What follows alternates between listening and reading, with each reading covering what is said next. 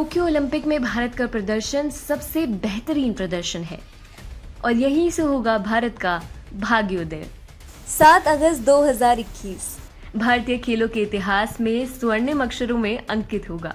Tokyo Olympic के सक्रिय स्पर्धाओं के अंतिम दिन इतिहास रचते हुए सूबेदार नीरज चोपड़ा ने 87.58 मीटर तक भाला फेंकते हुए न केवल स्वर्ण पदक जीता बल्कि टोक्यो ओलंपिक को भारत के लिए अब तक का सबसे यादगार ओलंपिक बना दिया। टोक्यो ओलंपिक में भारत का प्रदर्शन न केवल उसका अब तक का सबसे उत्कृष्ट प्रदर्शन है, अपितु यहाँ से भारत का ओलंपिक में भाग्योदय भी हो सकता है।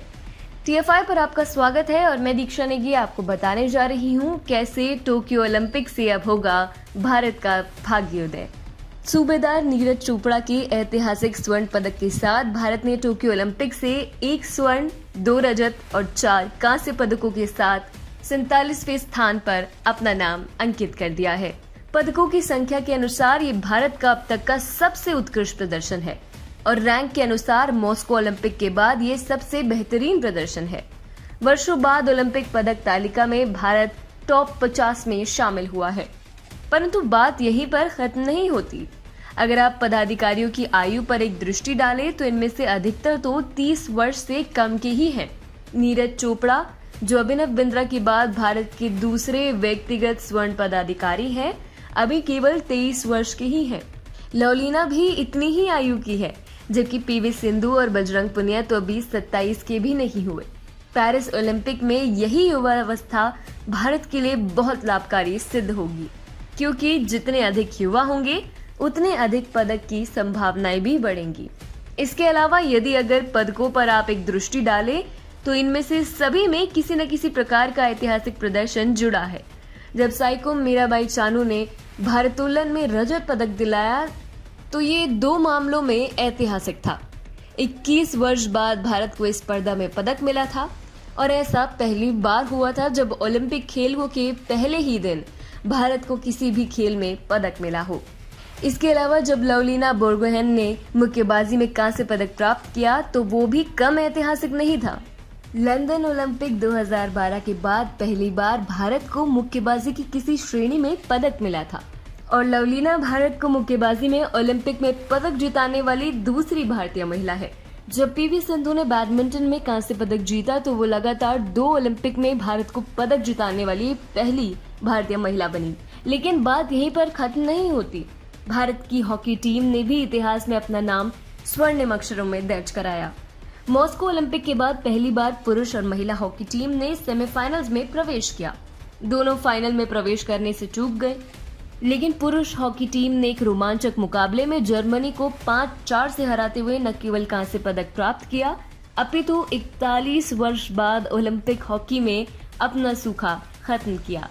महिला हॉकी टीम ने भी जुझारू खेल दिखाया, परंतु वह मामूली अंतर से इतिहास दर्ज करने में चूक गई और उन्हें चौथे स्थान से ही संतोष करना पड़ा। कुश्ती ने एक बार फिर देश का मान रखते हुए भारत को एक रजत और एक कांस्य पदक दिलाया। विश्व चैंपियनशिप में कांस्य जीतने वाले रवि दहिया ने 57 किलो वर्ग में सेमीफाइनल में प्रवेश किया और विपरीत परिस्थितियों के बावजूद कजाकिस्तान के पहलवान नूर इस्लाम सनाएव को चित करते हुए फाइनल में प्रवेश किया।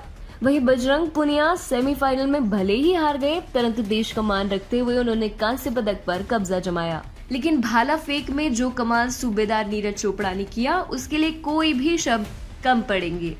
स्वतंत्र भारत को पहली बार ओलंपिक एथलेटिक्स में पदक मिला और वो भी स्वर्ण पदक।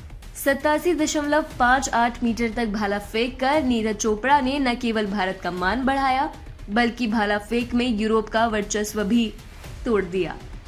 उनसे पहले भी यूरोप का वर्चस्व तोड़ा गया है, परंतु ऐसा पहली बार हुआ है जब किसी एशियाई भाला फेंक एथलीट ने इस स्पर्धा में ओलंपिक पदक, वो भी स्वर्ण पदक जीता हो। यही नहीं, कई एथलीट ऐसे भी हैं जिन्होंने पदक तो नहीं जीता लेकिन उनका प्रदर्शन नजरअंदाज नहीं किया जा सकता। उदाहरण के लिए अदिति अशोक को देख लीजिए। महिला गोल्फ में भारत का प्रतिनिधित्व कर रही अदिति विश्व रैंकिंग में शीर्ष 100 में भी नहीं थी, पर एक समय तक वह गोल्फ स्पर्धा में रजत पदक की प्रबल दावेदार थी। वह मात्र 1 अंक से कांस्य पदक जीतने से चूक गई।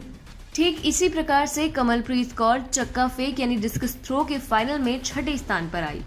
इसके अलावा सरकारी स्तर पर भी खिलाड़ियों को जबरदस्त प्रोत्साहन मिला है।